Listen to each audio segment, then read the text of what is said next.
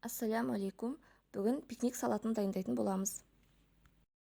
Менің каналымнан ыстық тағамдардың, салаттардың, әртүрлі дәмділердің рецептерін таба аласыздар.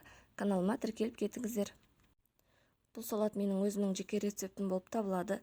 Сіздерді қажет ингредиенттермен таныстыра кетейін. Ол шұжық, шаян таяқшалары, пысқан жұмыртқаның ағуызы, пысқан сәбіз, майонез, жүгері және тұз. Бұл салат өте оңай дайындалады және тойымды салат болып табылады. Осылайынан барлығын ұзыншалап турап аламыз.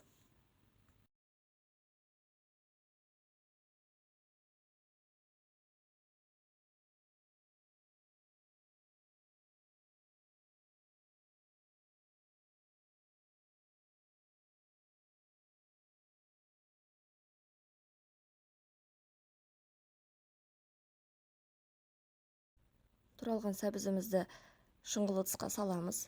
Келесі бізде шаян таяқшалары. Оларды осылай жіңішке етіп ұзыншалап турап аламыз.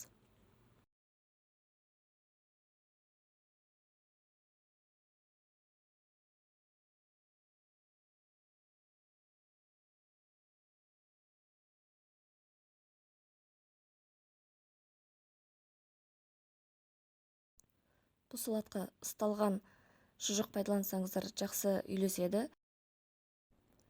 Шұжықты да жіңішкелеп ұзыншалап турап аламыз.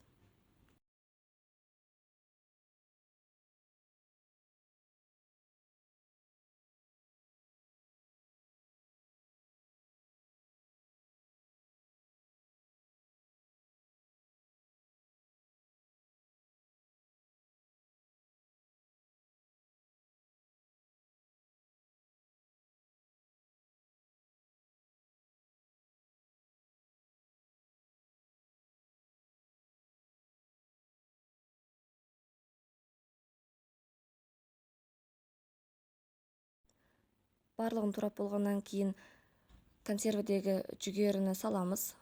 Татымына қарай тұз қосамыз. Және де майонез салып араластырамыз.